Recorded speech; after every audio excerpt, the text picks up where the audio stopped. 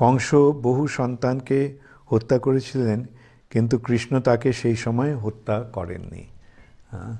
এটা কৃষ্ণের লীলা তো। যদি হত্যা করে ফেলতো তাহলে তো আর কৃষ্ণের আসা সম্ভব হতো না। কৃষ্ণ দেবকীর অষ্টম গর্ভের সন্তান হবেন, সেই রূপে আসবেন। তাহলে প্রথমে 7 জনকে তো আসতে হবে। তো কাদের আনতে হবে? ওই যাদের নিজের বাবার হাতে মৃত্যু হওয়ার আছে, এরকম কয়েকজনকে। তারা কারা? তারা ষটগর্ভা। তারা ওই 6 জন কালনেমির 6 জন পুত্র। তারা হিরণ্যকশিপু অভিশাপ দিয়েছিল যে তোমাদের বাবার হাতে তোমার মৃত্যু হবে, তোমাদের মৃত্যু হবে। তখন দেবতারা সেটা জানতো, তাই ওদের একে একে এনে দেবকীর গর্ভে প্লেস করেছিল। আর কংস এসে ওদেরকে মেরেছিল। প্রশ্ন উঠতে পারে যে বাবার হাতে মৃত্যু হলে তো কংস তো মামা। কংস এই ইয়েতে মামা হতে পারে ওদের, এই সূত্রে, কিন্তু কাল নেমেই কংস হয়ে এসছে। তাহলে কে ওদের বাবা?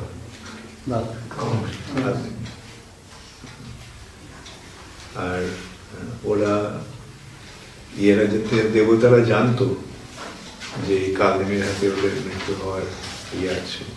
আচ্ছা, হিরণ্যকশিপুর সঙ্গে ওদের সম্পর্কটা কি? হিরণ্যকশিপু হচ্ছে ঠাকুরদা,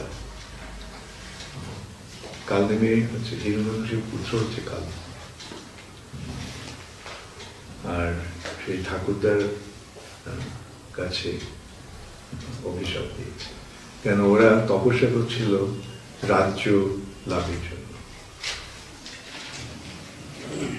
তো রেগে গেছে, আরে আমার রাজ্য অধিকার করতে চাও।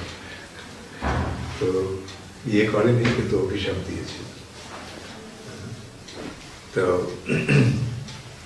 সেই দেবতারা জানতো যে এরকম ওরা অভিশপ্ত 6 জন আছে, ওরা সমুদ্রের নিচে ছিল। তো ওদেরকে এনে একে একে দেবকীর গর্ভে স্থাপন করেছিল। কংসের হাতে যে ছিল কালনেমি, তার হাতে মৃত্যু হয়েছিল। কালনেমিকে আমরা পাই ইয়েতেও পাই, আমরা রামায়ণেও পাই।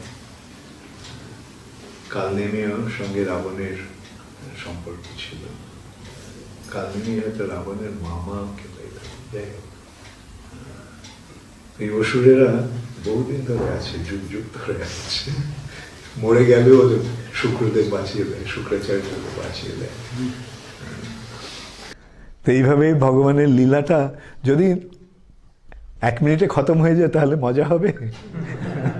তাই লীলাটাকে বাড়াতে হবে। যখন আমরা নাটক দেখি বা সিনেমা দেখি তখন কি মনে হয়?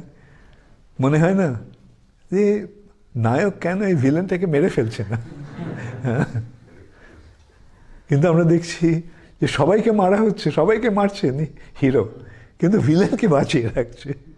কেন? ভিলেনকে যদি মেরে ফেলি তাহলে তো নাটকটাই শেষ হয়ে যাবে। তাই কৃষ্ণ এইভাবে তার লীলা বিলাস করছেন। আর লীলার উদ্দেশ্যটা কি? ভক্তদের আনন্দ দেওয়া। ইতিদৃক্ষ লীলাভীর আনন্দ কুণ্ডে সঘোষং নিমজ্জন্তম অক্ষাপ্যয়ন্তম। তো এইভাবে ভগবান লীলা বিলাস করছেন। বুঝতে হবে ভগবানের লীলা হচ্ছে একটা রঙ্গমঞ্চে আমরা যেমন অভিনয় দেখি, যাত্রা দেখি, থিয়েটার দেখি, এটা এরকমই একটা। ভগবান লীলা বিলাস করছেন কোন রঙ্গমঞ্চে? এই পৃথিবীর রঙ্গমঞ্চে।